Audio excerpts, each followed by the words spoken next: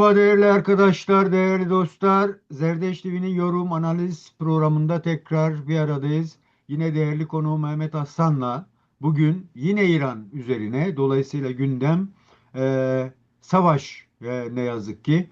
Dolayısıyla bugün e, bir 40. günde ele almak istenen bir barış veya bir ateşkes süreci maddeleriyle ortaya kondu taraflar tarafında. Bu görüşmeler başlıyor. Her ikisi de kazanmış pozunu gösteriyor. Her ikisi de işte biz kazandık deme temelinde hareket ediyor. Fakat bunun nereye gideceğini, nasıl evrileceğini henüz tam olarak bilemiyoruz. Dolayısıyla bugün ben Mehmet Hocam'la bu ateşkesin e, konumunu nasıl yorumlamamız gerekiyor? Bozulma veya süreklilik açısından bizi nereye taşır? Bir de bu savaş e, bir emperyalin bir bölgeye savaşına çevirdiği bir savaş ve ciddi bir ekonomik ve enerji boyutuyla da irdelenmesi gerektiğini düşünüyorum. O boyuta bakacağız. Bir de bunun yanı sıra düne kadar sessiz kalan öbür egemen güçler, özellikle Rusya ve Çin'in şu anki yaptıklarına bakmaya çalışacağız. Sonra da Türkiye'nin yerine ve Kürtler bu savaş sürecinde nasıl yorumlandı, nasıl karşılık buldu, haklılık veya haksızlık boyutları nedir? Bunu değerli hocam Mehmet Aslan'la tartışmaya çalışacağız. Hocam merhaba, hoş geldin. Nasılsın? Merhabalar, teşekkür ederim. İyiyim ben. Siz de iyisiniz. Teşekkürler hocam, sağ olasın. Şimdi hocam 40 günün sonunda belki 30. 39. da olabilir. Bir ateşkes sürecine girildi ve o şu an devam ediyor. Evet, Bazı evet. sıkıntılara rağmen. Yani İran'la ABD görünürde yani bir ateşkese gidiliyor ama İsrail konumunu değiştirmedi. Bunu nasıl okumak gerekiyor? Neler oluyor, neler bitiyor bu konuda bize neler söyleyeceksiniz hocam? Tabii ki, elbette. Şimdi ilk Haziran'daki savaşa biz şey dedik, 12 günlük savaş dedik. Bu da şimdilik 40 günlük savaş olarak adlandırılıyor. Böyle bir literatür oluşuyor yavaş yavaş ama üzerine başka günler eklenecek mi, eklenmeyecek mi, burada kalacak mı, kalmayacak mı? Bu 40 gün diyelim ki 50-60 gün olacak mı, 100 gün olacak mı, nasıl gidecek? O biraz Nisan'ın 22'si 23'ü gibi belli olacak. Yani 15 günlük süre tamamlandığında onu da görmüş olacağız. Şimdi tam da tarafların her iki tarafın da ihtiyaç duyduğu bir anda ateşkes geldi. Doğrusu savaş taraflarda ciddi bir yorgunluk falan da yaratmıştı. Yani sadece İran değil, Amerika ve İsrail'de de ciddi bir yorgunluk vardı. İşte, ama özellikle Amerika'da iç siyasette daralma, eleştiriler dozun iyice yükselmesi, Trump'ın kendisini iyice baskılanmış hissetmesi. İşte anketler üzerinden okuma yaptığımızda Trump'a olan desteğin ki %53-54 ile seçimi kazandı, %35'lere gerilemiş olması bütün bunlar çok ciddi bir risk. Hı Trump açısından, Cumhuriyetçiler açısından. Bu şekilde seçime gidebilir mi? Hayır, gidemezdi. E, Çünkü Trump şu anda aslında bir savaşın içerisinde ama onun önceliği Kasım'daki seçim. hı. Birinci önceliği. Çünkü o seçimin sonuçları bir siyasi liderin seçimi kaybetmesi, bayrağı bir başkasına devretmesi falan değil. Çok daha başka sonuçlar var. İşte işin içerisinde azledilme meselesi var. Azledildikten sonra yargılanma ihtimali çok fazla gündemde duruyor. Bütün bunlar Trump'ın önündeki ciddi riskler. Belki de bunlardan dolayı işte bir 15 günlük ateşkes üzerinden herkes kendi mecrasına çekildi. Biraz böyle süzülecek anladığım kadarıyla. Ama bir 10 gün sonra yani 22-23 Nisan'da ne olacak? Onunla ilgili de çok flu bir ortam var. hani şunu diyemeyiz, yeniden çatışma başlayacak ya da e, müzakereler sonuç doğuracak, işte barışa gidilecek vesaire. Bunları demek de mümkün değil. İşte bugünkü müzakerelere baktığımızda çok keskin bir şekilde taraflar geri çekildi. Hı. Evet, 20-21 saatlik bir müzakere söz konusu. Bu önemli. 20-21 saat eğer masada kalabiliyorsanız, taraflar görüşebiliyorsa, detay konuşabiliyorsa, teknik detaylar gündeme geliyorsa bu önemli. Ama J.D. Vance'in geri gitmesi, Galibaf'ın İran tarafından geri gitmesi, bunlar ilk etapta şüphe oluşturan şeyler. Tabii bu arada İran adına Amerika adına müzakere eden tarafın içerisinde J.D. Vance'in olması çok ayrı bir mesele. Onu çok daha farklı bir şekilde değerlendirmek gerekiyor. Çünkü bu savaşın olmasını istemeyenleri yukarıdan aşağı sıralasak, şayet sıralasaydık ilk sıraya J.D. Vance'i koyacaktık. Savaşa tamamen cepheden karşıydı. İsrail için çok açık bir şekilde biz İsrail için niye savaşıyoruz? Bizim çıkarlarımıza, Amerika'nın çıkarlarına uygun değil bu savaş. Cumhuriyetçiler içerisinde de Amerika'nın o derin yapısı içerisinde de bir bölünmeye yol açmıştı. Hatta Hı. şöyle bir şey de söyleniyor. Amerikan derin devleti bu savaştan yana tavır koymadı. Ama ne oldu da işte savaşa gidildi. Sonuçta eğer Amerika'da derin devletin ağırlıklı görüşü, tabii mutlak bir görüş değil, onu da söyleyeyim. Ağırlıklı görüş bu savaşa girmemekten yana idiyse ne oldu da savaşa girildi. İşte İsrail biraz daha öncelenmiş oldu. Hemen Amerika'da da şu tartışıldı. İsrail'i ne kadar desteklemeliyiz? Bizim için ne kadar hayati? Bu Amerikan çıkarlarını ne derece yansıtıyor? Hayati bir şey mi değil mi? Yeniden Biden'ın sözleri dolaşmaya başladı ortalıkta. Çok ünlü bir Evet. şeyi var Biden'ın, biliyorsunuz. Diyor ki eğer İsrail olmasaydı, şayet Orta Doğu'da o tam o coğrafyada İsrail olmasaydı bizim yeni bir tanesini icat etmemiz gerekecekti. Dolayısıyla Bu bizim çok önemli. çıkarlarımız, Ya, evet, bu çok evet, önemli. evet. Biden bunu defalarca söyledi. Bir defa değil, birkaç defa söyledi. Yani İsrail olmasa bizim yeni bir tane icat etmemiz gerekiyordu.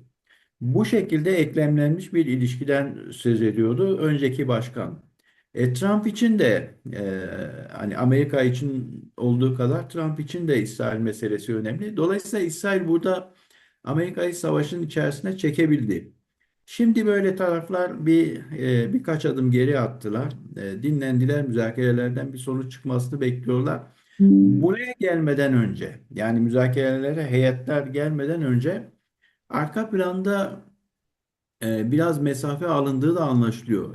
Yani arka planda görüşüldüğü, temaslar kuruldu. En azından teknik düzeyde temaslar kurulduğu anlaşılıyor. Çünkü heyetin içeriğinden anlıyorsunuz. Mesela Amerikan heyetinde tamam, J.D. Vance'in başkanlığında bir heyet ama şey de var.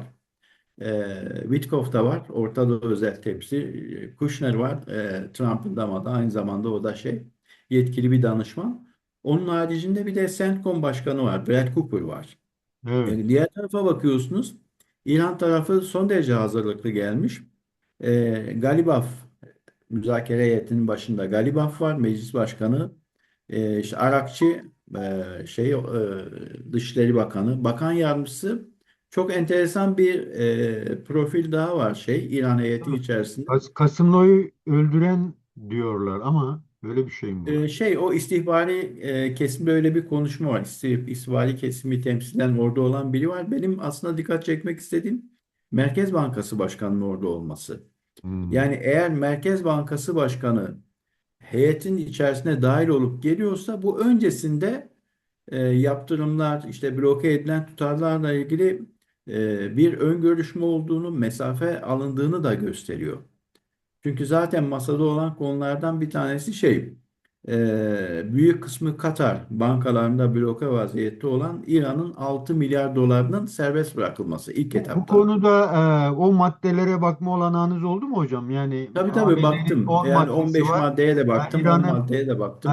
İran'ın 10 ve 15'lik maddeler var. O maddelere Evet. bakıldığında da sanki bu görüşmeye zemin olsun diye yaratılmış taleplermiş gibi görünüyordu. Bilmiyorum. Evet, Ne evet. dersiniz o Ben konuda? de bana da öyle geldi. Zaten hani böyle 10 madde içerisinde de 15 madde içerisinde de şeyler var. Uzlaşılan maddeler var. Hı Yani hı, bu konuda bir uzlaşma var. Maddelerin çoğunda uzlaşma var.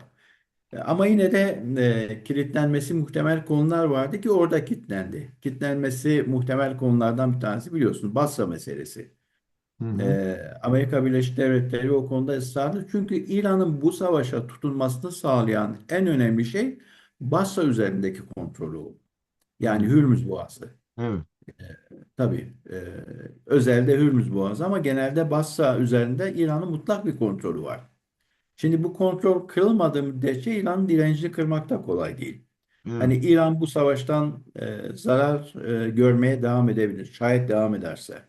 Yani bu 22-23 Nisan'dan sonra yeniden bir savaş ortamı oluşursa İran'ın gördüğü zarar daha kapsamlı olabilir.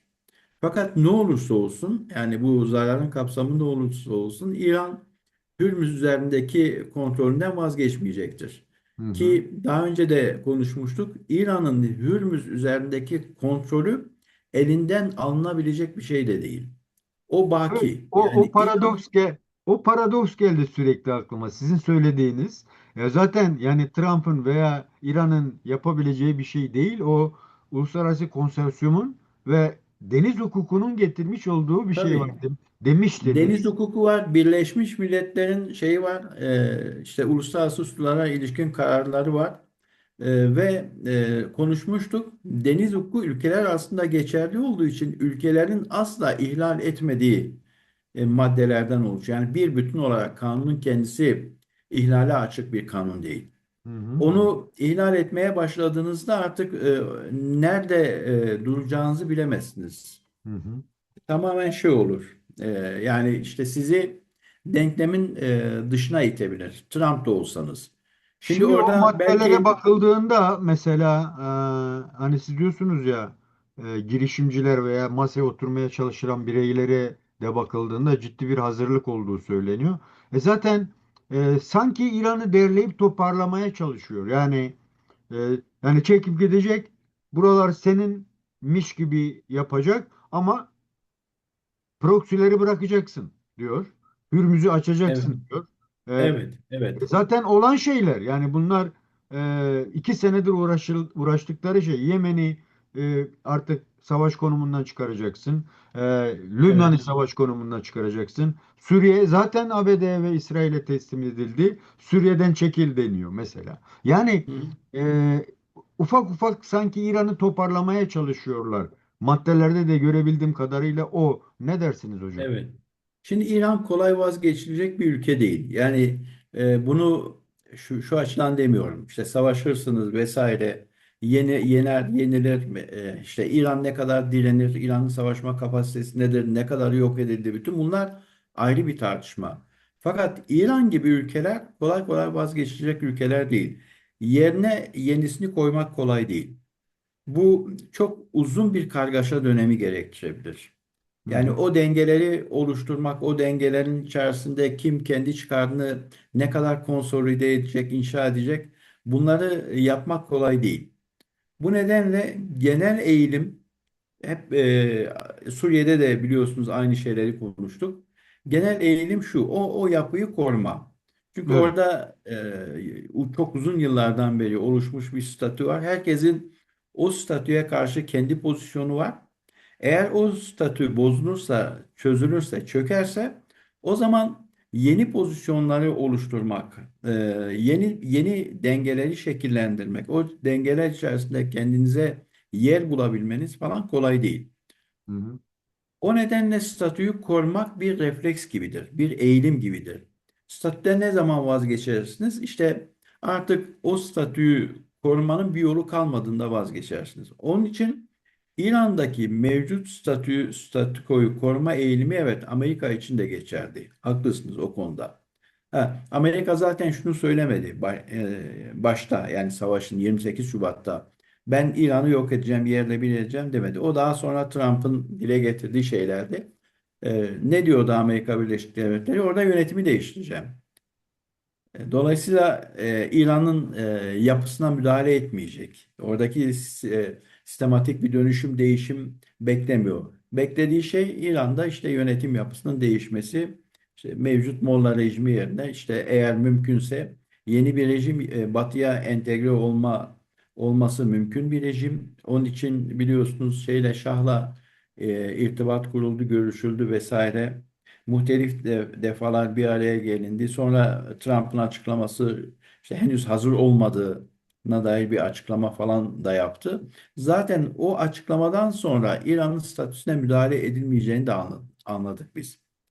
Yani Şah Rıza Pehlevi henüz İran'ı yönetmeye hazır değil dedi.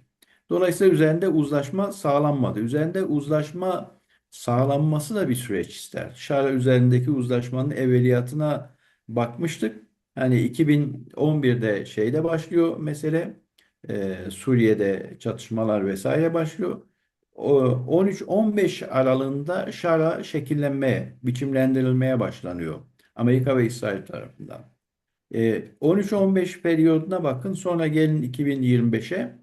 10 yıl içerisinde bir işte tırnak içerisinde lider inşa ediyor Batı kendisi için Suriye'de işte onu temsil edecek bir yönetim oluşturması için.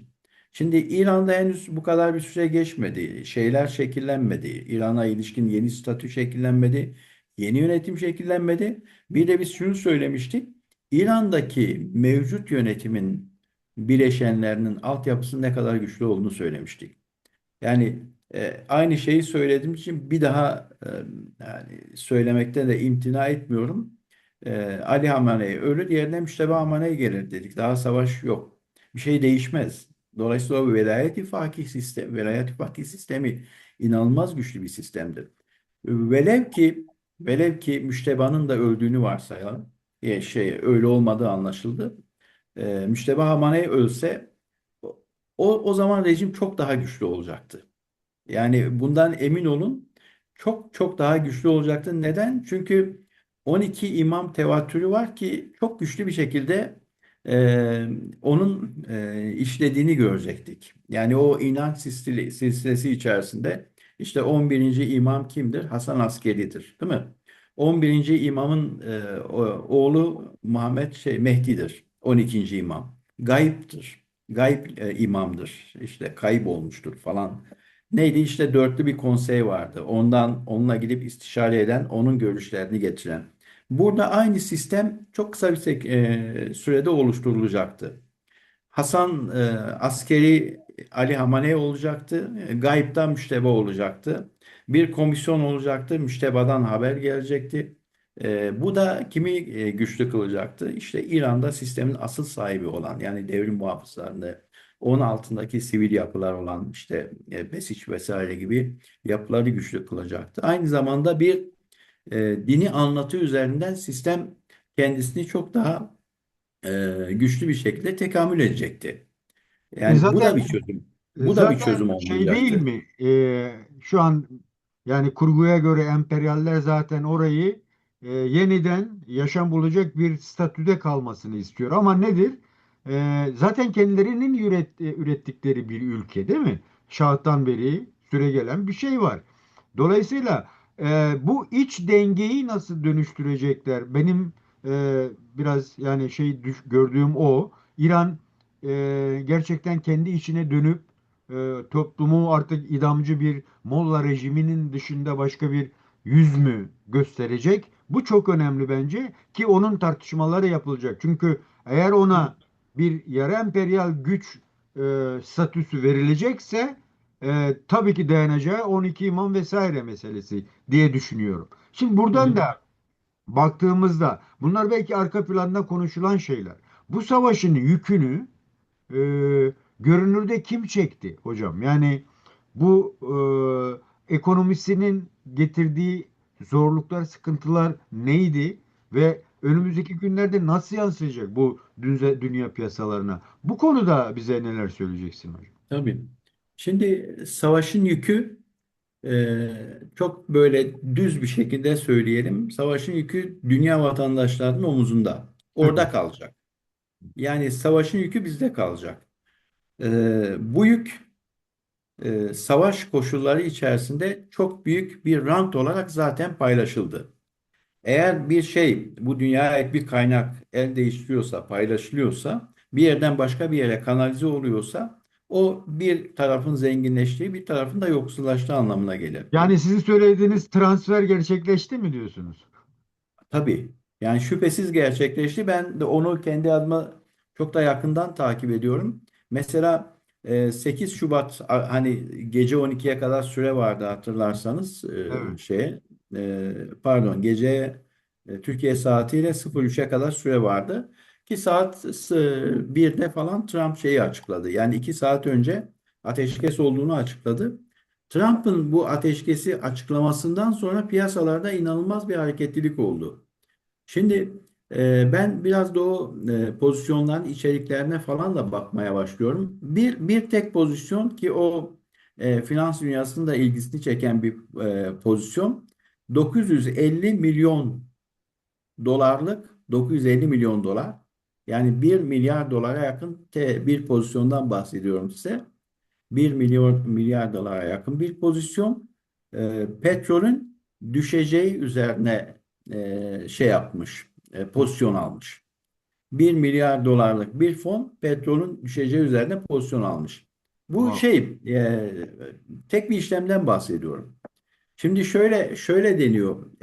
Bu short pozisyon yani işte petrolün düşeceğini öngören bu pozisyon ki Trump'ın açıklamasından sonra %18'e kadar petrolde geri çekilme oldu. Sonra 14-16 arasında gidip geldi. Hı. Bu Trump'ın açıklamasından 4 saat önce yapılan bir şey işlem. Bakın 4 saat önce henüz Trump daha ateşkesi açıklamadı. Yani gece bizi Türkiye saatiyle 1'de böyle bir açıklama yaptı.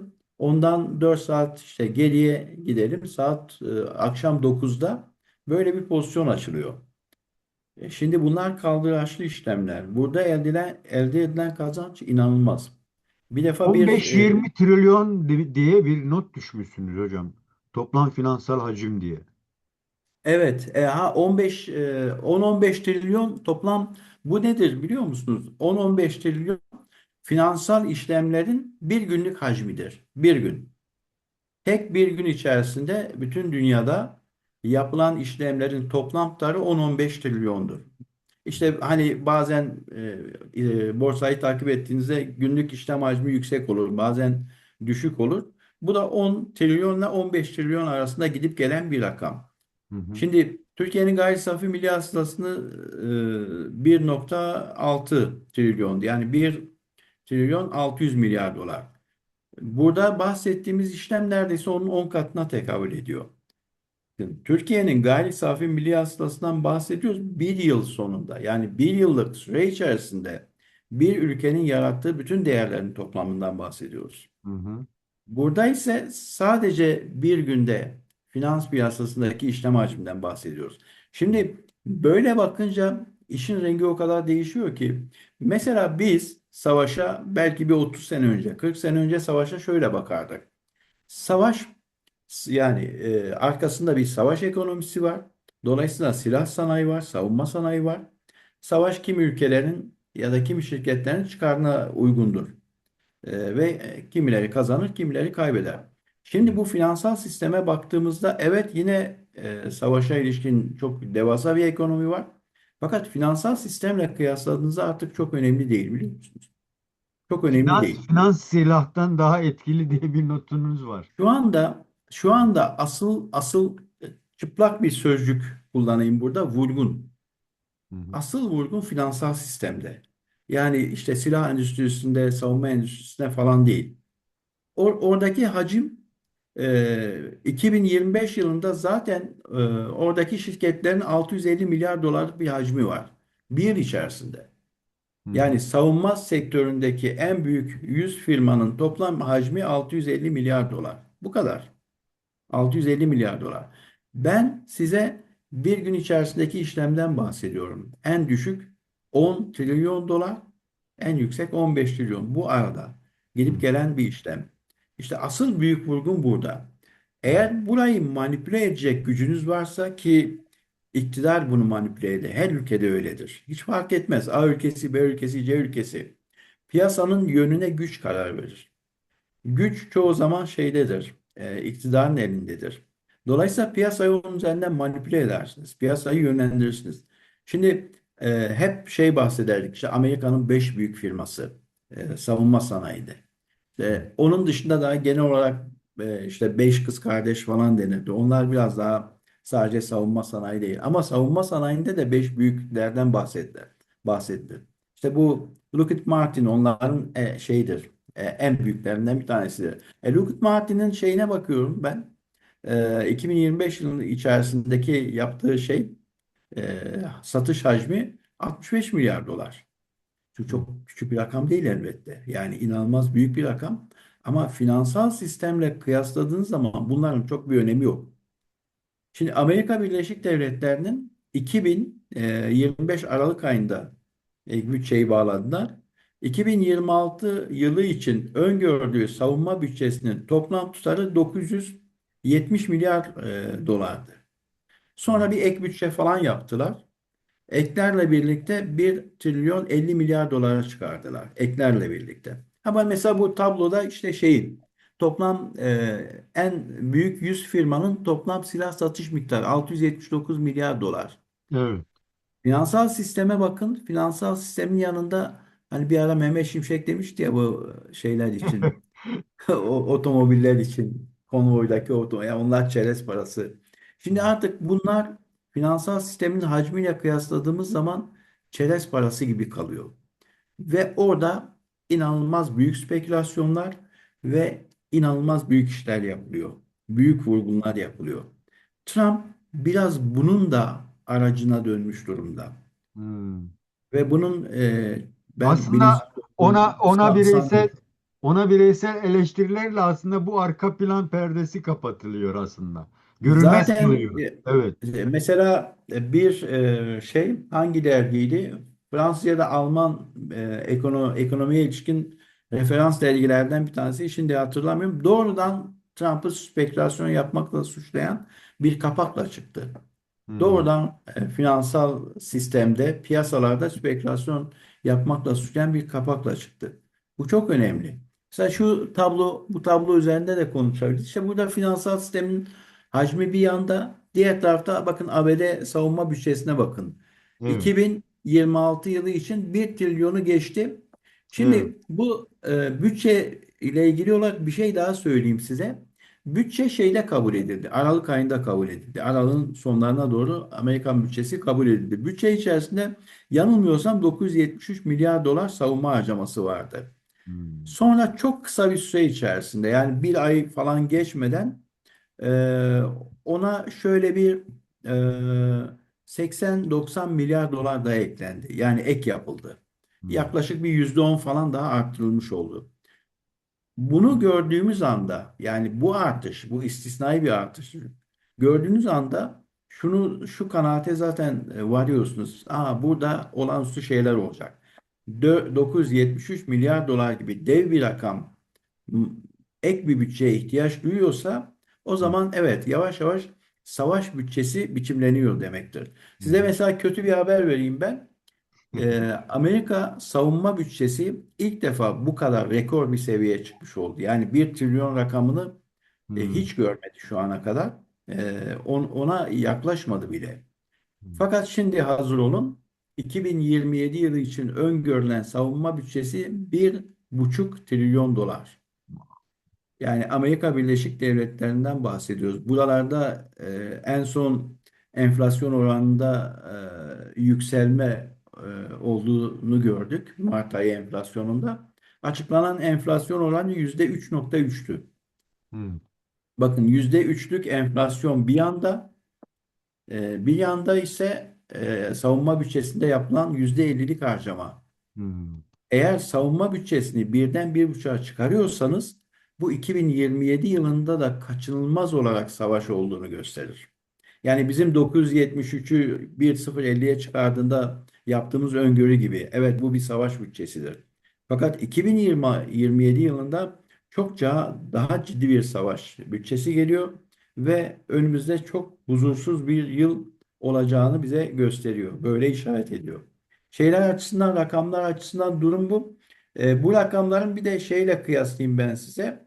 Bizi izleyenler açısından da belki şeyde bütün dünyanın, yani 200 küsür ülkeli bu bütün dünyanın bir yıl içerisinde yarattığı toplam gayri safi milli hasıla yaklaşık 110 trilyon dolardır.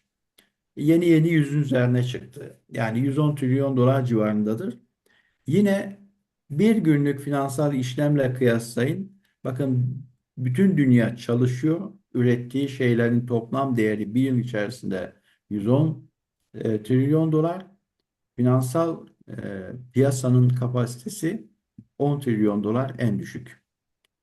Şimdi artık yeni bir dünya var ve bu yeni dünyayı finans piyasası üzerinden okumak zorundayız. Bunu kaçırdığımız zaman biz yine eski geleneksel açıklamalara kendimizi mahkum ederiz. Artık böyle bir dünya yok. Çok değişti. Yönü değişti, içeriği değişti.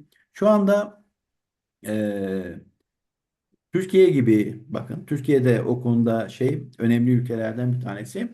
Yani rejimin otoriterleştiği ülkelere bakın. Artık finansal piyasalar tamamen şeyin kontrolünde, iktidarın kontrolünde. Ki şeyler, yönlendirmeler, etkiler, artık değer buradan yaratılıyor.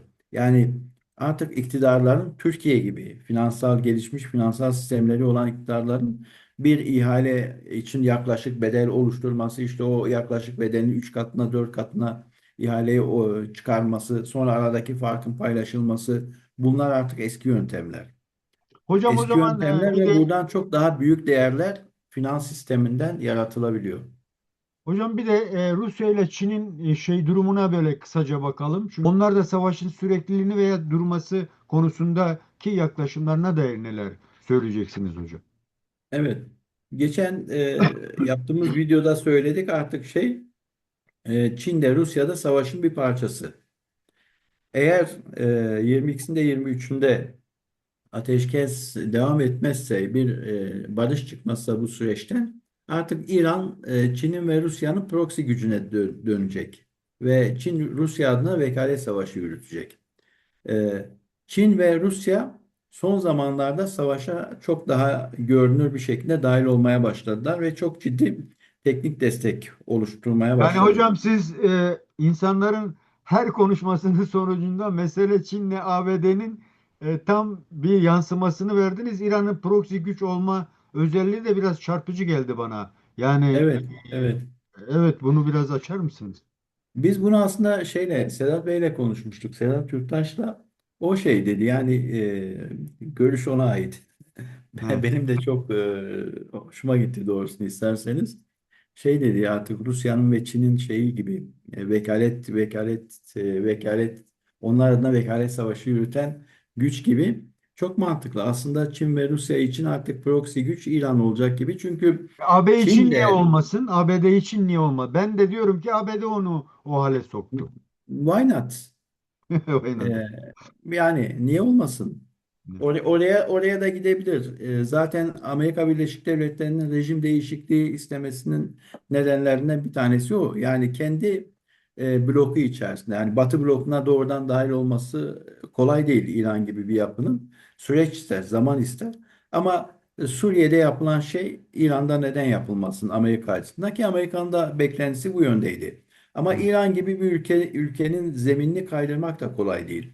Yani şu anda Amerika mı daha avantajlı, İran'ı işte bir vekaletçiye dönüştürmek? Yani orada hani vekalet fakih sistemi var ya. Evet. Evet. Şimdi velayeti fakih kimin velayetini taşıyacak? Hı. Amerika'nın velayeti mi, Rusya ve Çin'in mi? Bana Rusya ve Çin daha yakın gibi gelir. Hı. Daha mantıklı.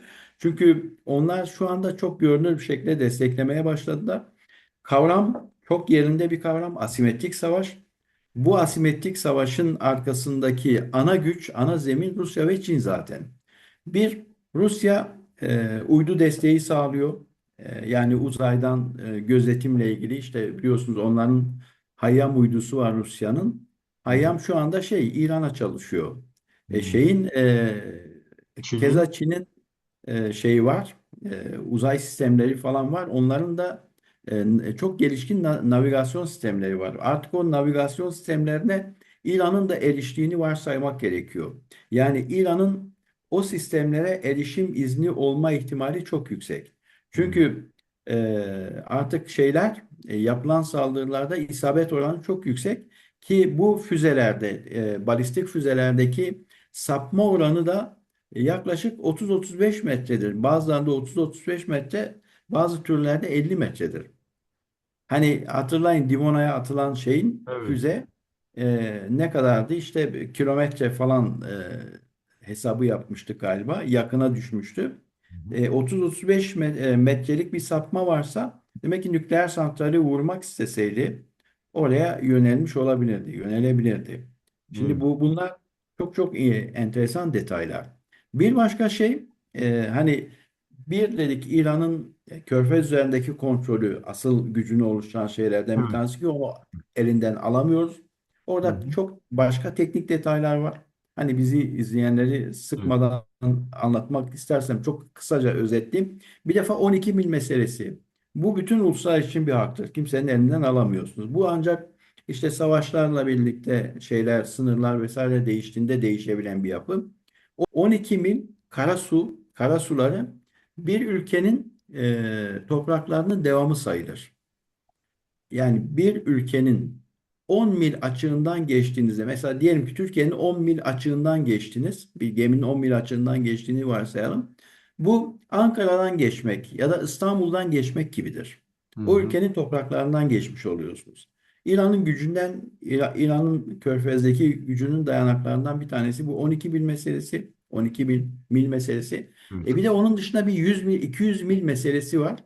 O da münhasır ekonomik bölge diye geçer. Bu da bir ülkenin kendi sınırlarının 200 mil açığında ekonomik olarak yapılabildiğini, araştırma, inceleme, işte petroldür, doğalgazdır vesaire çıkarmasına olanak sağlayan. Bu da bir haktır. Hı Şimdi hı. biz Güney Pars sahasından bahsediyoruz ya, doğalgaz sahası Evet. şeyle işte İran'ın 200 kilometre, 200 mil açığında bir saha. O bir yandan İran, bir yandan da Katar'ın ortak doğalgaz sahası ki İran'ı dünyanın en büyük ikinci doğalgaz rezervine sahip ülkesi yapan oradaki Pars sahasıdır. Bu da İran'ın egemenlik hakkından kaynaklanan bir şey. Şimdi bir diğer bu tamam, bu Körfez'le ilgili, fakat bu savaşta asimetrinin savaştaki dengeyi asıl bozduğu nokta Udeyde'dir, biliyor musunuz? El Udeyde. Hı Yani hı. Katar'daki Amerikan üssünün yapılması, vurulması. Bakın Evet. orada yok. Limonada olduğu gibi sapma falan yok. Yani 30-35 metrelik sapmalar da yok. Doğrudan hedef alınan Udeyde hava üssündeki radar. Hı Erken hı. uyarı sistemi. Udeyde, yani Katar'daki El Udeyde hava üssündeki erken uyarı sistemi, erken uyarı radar sistemi var orada. Dünyanın en gelişmiş radar sistemiydi. Ne Hı. zaman vuruldu? 28 Şubat'ta savaş başladı. Evet. 28 Şubat'ta El-Udeyde vuruldu. Bu ne demektir biliyor musunuz? El-Udeyde'nin önemini ben şöyle anlatayım. Erken uyarı sistemidir. Dünyanın en gelişmiş radar sistemlerinden bir tanesidir. Bölgede onun yanına yaklaşabilecek bir sistem yok. Yani onunla kıyaslayabileceğimiz bir sistem yok. Kürecikteki sistemi kıyaslayamayız onunla. Hı. El-Udeyde'deki radarın zaten bedeli 1,2 milyar dolardı. 1,2 milyar dolarlık bir sistem 28 Şubat'ta savaşın ilk günü vuruldu. Orası vurulduğu anda artık İsrail'in de Amerika'nın da görme kaybı başladı. Bu çok önemli. Bakın, orada görme kaybı oluştu. Yani o asimetrik savaşta İran'ın biraz daha ayakta kalabilmesini sağlayan en önemli şeylerden bir tanesi Udeyne'nin vurulmasıydı. 13 tane üssü var. Onları boş verin. Onlar çok önemli değil. Aşağı yukarı hepsini vurdu. Fakat vurulduğu andan itibaren hem Amerika'nın da hem de İsrail'in görme kaybı oluştu. Bu Çok görme önemli. kaybı neden çok önemli? Onu da hemen çok kısaca belirteyim. Udeyde'deki hava üssü İran'dan havalanan bir balistik füzeyi yaklaşık 15 dakika öncesinden tespit edebiliyordu. 15 dakika öncesinden. Havalandığı andan itibaren. Hı? Bu radarın yok edilmesi, artık orada balistik füzenin İran topraklarından ateşlenmesi Den sonra işte yukarıya atmosfere çıkıp tekrar geri gidiyor, geri iniyor. O esnada geri indiği andan itibaren artık tespit etme şansı oldu. O gelişmiş erken uyarı sistemi dışarıda kalınca, Evet. dolayısıyla 15 dakika önceden tespit ettiğiniz sistem için artık sizin elinizde 2 ile 4 dakika arasında bir sistem vardı. O nedenle İsrail'de saldırılar sonuç almaya başladı. Hmm. Çünkü ona artık 15 dakika önceden değil, balistik füze çıktıktan 15 dakika öncesinde değil, 2 dakika öncesinde, 4 dakika öncesinde, en olumlu 4 dakika öncesinde tespit edebiliyorsunuz ve savunma sisteminin o 2 dakika 4 dakika arasında hazır hale gelmesi gerekiyor. İşte bunu yapan şey İran'daki asimetrik sistemdi. Yani dronlardır, işte İHA'lardır vesaire. Bunlar 20 bin 30 bin euroluk çok konuşulduğu söylendi dolarlık sistemlerle işte diyelim ki hava savunma sistemine saldırdığınız zaman 20 bin euro değerinde bir drone'u yok etmek için siz bir anda 300-500 milyon dolar harcıyorsunuz. Evet. İşte Peki hocam. asimetri dediğimiz şey asıl burada ortaya çıkıyor. Asimetri dediğimiz şey burası. Bu da İran'ın işte büyük avantajlarından bir tanesi. Fakat fakat şunu söyleyeyim. Her şeye rağmen eğer savaş devam ederse, bu bir kör dövüşüne dönerse, İran'ın bundan sonra daha büyük zarar görme ihtimali çok çok yüksek. Çünkü artık kimsenin kaybetmeye tahammülü yok. Hele hele Trump'ın kaybetmeye tahammülü yok. Kaybettiği anda yargılanacak ve hapse girecek. Böyle yani, bu kadar. Bu kadar özet bir şey Trump için. Trump'ın O önünde zaman duran yani şey için. o zaman bu ateşkesin anlaşmayla sonuçlanması gerekiyor sizin bakışınıza göre. Yani eğer İran açısından anlaşmayla sonuçlanması gerekiyor. İran'ın pazarlığı çok yüksek tutma şansı yok. Amerika'nın yapacağı şey şu olur. Savaşı çok uzun süre devam ettirmez ama belki bir ay daha, en fazla maksimum bir ay içerisinde İran'ın bütün bu kontrol kapasitesini, artık o saldırı ona yönelik olur. Yani İran'ın Basra Körfezi üzerindeki hakimiyeti, Hürmüz Boğazı üzerindeki hakimiyeti kıracak olan şey onun teknik altyapısıdır. Enerji altyapısı ve teknik altyapısıdır. Asıl kontrolü sağlayan şey, Körfez üzerinde asıl kontrolü sağlayan şey Tahran değil. Yani burada ipler Tahran'ın elinde değil. Teknik olarak, altyapı olarak asıl kontrol şeydedir, Bender Abbas'tadır. hı hı. Eğer bu çatışma devam ederse, ateşkes uzatılmazsa, biz bugün Körfez'i konuştuğumuz gibi, işte Harp Adası'nı vesaire konuştuğumuz gibi Bender Abbas'ı konuşmaya başlayacağız. Bender Abbas çok ciddi bir şekilde hedef olabilir. Orada çok güçlü enerji altyapıları var. Oradaki enerji altyapılarının vurulması İran'ı tamamen, aynen Elude'de Amerika ve İsrail nasıl bir körlük yaşadıysa, İran'da çok daha ciddi bir körlük yaşayabilir. Hı.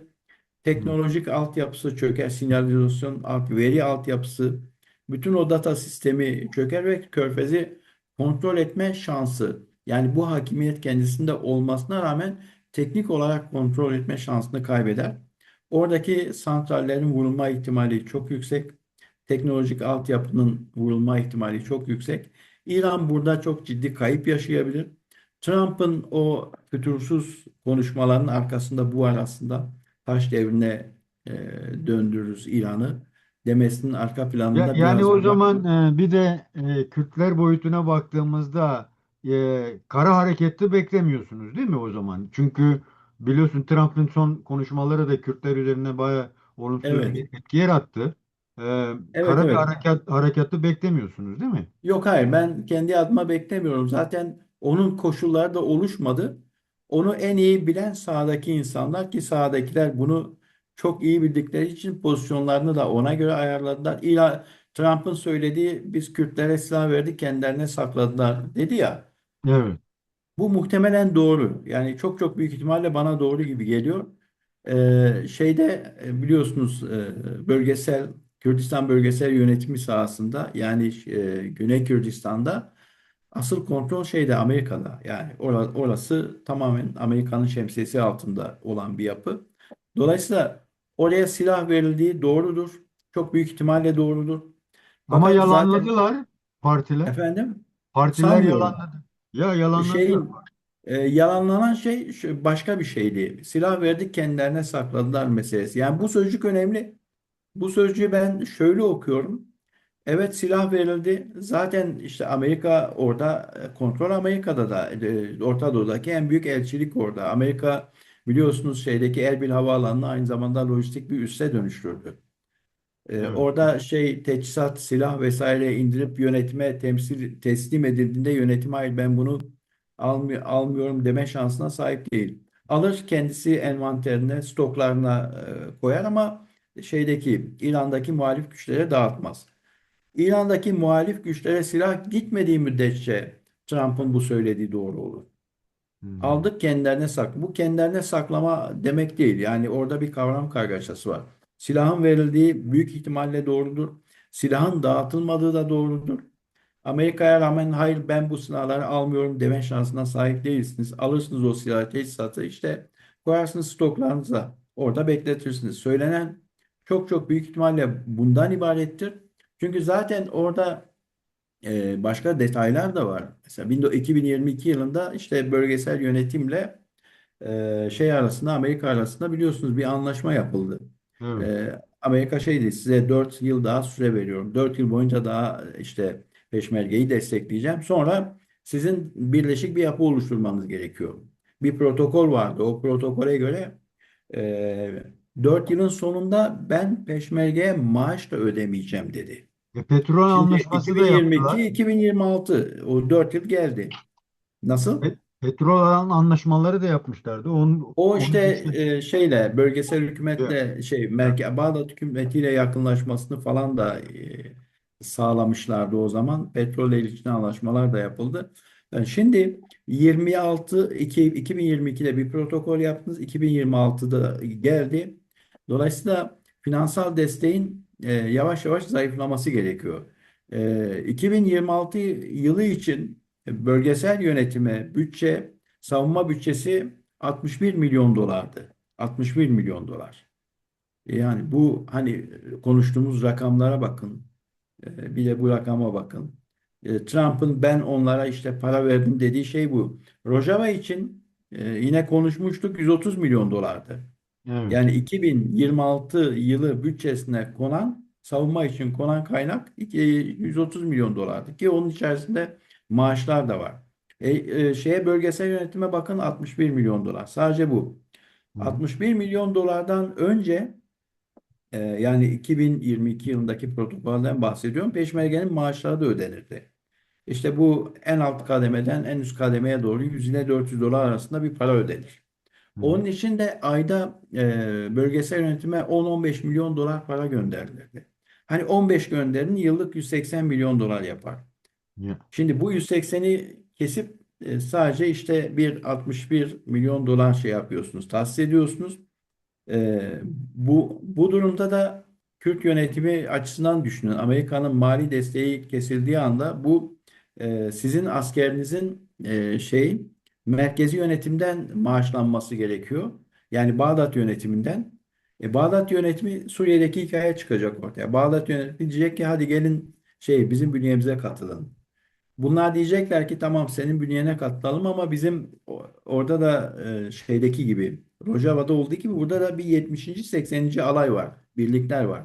80. alay Barzani ailesinindir. Yani Barzani yönetimine aittir. 70 de Talabani'ye aittir. Amerika diyor ki 70'i ve 80'i birleştirin. Yoksa ben size desteği keseceğim.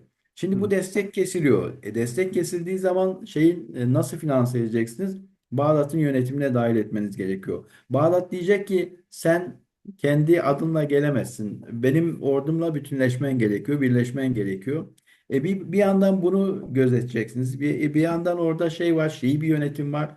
Bir taraftan Haçlı Şabi var ve Trump şunu söyledi. Ben oradan çekiliyorum.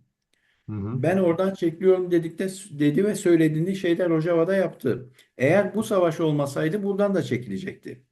Evet. Şimdi ne oldu şimdi? Kürtler ve Amerika arasındaki işbirliği, ittifak vesaire güven duygusu yerle bir oldu. Hı hı. Zaten Tom Bayrak Suriye'de o güveni yerle bir etmişti, kırmıştı. Bunun yeniden tesis edilme şansı çok kolay değil. Ama ne oldu? Güveni yerle bir ettiniz. Sonra geldiniz İran'da hadi Kürtlere git savaş diyorsunuz. Öyle olmuyor işte. Ya. O zaman herkes geriye dönüp bakıyor. Kim ne kadar e, birbirinin arkasında durdu. Peki Şimdi bu hocam. iş Kürtler Şimdi açısından Kürtler şu anda yani doğru bir tercih yaptılar. Ben bu koşullarda senin adına niye savaşayım diyor. Hem de bu koşullarda yani İran'ın e, orada Tahran merkezi yönetiminin statüsü devam ediyor. Devam edecek gibi görünüyor. Bir taraftan Çin ve Rusya var arkasında. Bir taraftan Amerika da onu kaybetmek istemiyor. Ama diğer taraftan da Kürtlere git savaş diyorsunuz. Hem de Rojava'daki hafıza henüz çok çok tazeyken. evet, Bunlar kolay işler değil. doğru. Teşekkürler hocam. Değerli hocam, Tamam. bütün bunlara bakıldığında bir de Türkiye'nin konumuna bakıyoruz. Yani bir taraftan yükselen güç İran diye ortaya çıkıyor. Bir taraftan işte emperyaller karar sürecindeler. Yani dizaynı arttırmaya başladılar. Körfez'i dizayn edecekler. Türkiye'nin bu son duruşuna dair farklı şeyler gelir. İyi yapıyor. Susması iyidir. İşte savaşa girmemesi güzeldir vesaire. Bunu hem Kürtlerle Türkler ilişkisi bazında hem ABD hem İran'la ilişkiler bazında bu konuda bize neler söyleyeceksin hocam? Son olarak bunu sizden Hı alıp hı. sonra çalışmayı bitirelim hocam. Tabii, tabii. Türkiye burada kendisi olabildiğince tarafsız olmak için çaba harcadı. Bu tarafsızlık İran açısından işte bir çekince oluşturdu. Biliyorsunuz müzakerelerin Türkiye'de olma ihtimali vardı. Sonra savaştan önce Umman'a alındı. Daha sonra bu 15 günlük ateşkes meselesinden sonra da İslamabad yani Pakistan'ın öncülüğünde devam etti. Türkiye de orada denklemin içerisinde ama İran'ın şöyle bir kaygısı var. Türkiye nötr değil. Hmm. Yani Türkiye söylediği gibi, kendi ifade ettiği gibi tarafsız ve nötr bir pozisyonda değil. Dolayısıyla Türkiye'nin tercih edilmemesi İran'ın şeyiydi, İran'ın talebiydi. Yani Evet. Pakistan İran'ın talebi olarak ortaya çıkan bir seçenek. Türkiye'nin pozisyona bakıyoruz öyle mi? Biraz öyle gibi görünüyor. İşte, İsrail'le olan şeyler var. E, Siyaseten kilitlenmiş bir alan var. Şu anda üst düzeyde salvolar falan yapılıyor karşılıklı. Sanırım dün bir paylaşım vardı. İsrailli Savunma Bakanlığı'nın Cumhurbaşkanlığı Evet. yönelik Cumhurbaşkanlığı yönelik sözleri vardı. Bazı Evet. siyasetçileri de şey yapmış, etiketlemiş vesaire diye. Türkiye'nin bu konuda pozisyonu Suriye'den itibaren netleşemedi bir türlü. Evet. Biraz da yönetim zaafı da var işin açıkçası. Yani Türkiye'de bir yönetim zaafı var. Şu anda Türkiye'nin olayın dışında olması doğrudur. Kötü bir şey değil aslında. İyidir Türkiye açısından. Fakat bir yandan da güvenilirliği tartışılmaya başlandı. Batı bunu nasıl Çünkü okuyor hocam? efendim Batı nasıl okuyor Türkiye'nin Hatta bu? şöyle mesela daha önce bu savaş sürecinde değil daha önce bunu yazıp çizdiler. NATO içerisindeki Truva Hattı. Böyle bir benzetme yapıldı Türkiye için. NATO içerisindeki Truva Hattı. Bir Hmm. yandan Hamas'la işbirliği devam ediliyor. İşte Hamas'ın bir taraftan da terörist nitelemesi var. Amerika tarafından, Batı tarafından. Türkiye açısından da durum böyle çok çok net değil. Bu yönetim zaaflarını bir türlü aradan çıkaramadı Türkiye. Hmm. Netleşemedi. E, İran gibi devlet geleneği, daha doğrusu Gösterimi devlet davranışı ortaya koyamıyor Türkiye. koyamadı. Biraz yönetimle ilgili, biraz yöneticilerin durumuyla ilgili, onların haleti ruhiyesiyle ilgili. Mesela İran'ın Dışişleri Bakanı ve bizim Dışişleri Bakanımız, İran'ın Savunma Bakanı ve bizim Savunma Bakanımız. Yani bizdekiler psikolojik olarak çok güçlü karakterler değiller. Çok kısa süre içerisinde anlık olaylarda çözülebiliyorlar. Özellikle Savunma Bakanı. Savunma Bakanı hemen zembereği boşalan biri. Hmm. Yani bu profili İran'da hani diyelim ki orta kademe yönetici yapmazlar. Çünkü İran'ın o köklü geçmişi, geleneği ve genel olarak bir toplumsal asabiyet kavramı var orada. Türkiye gibi kolayca çözülen öfkeli yöneticilere sahip değiller. Daha sabırlı, daha uzun elimli bakan. İşte bu savaşı e, çok dünyanın süper gücüne karşı yönetebilme, yürütebilme kapasitesi biraz da ondan kaynaklı.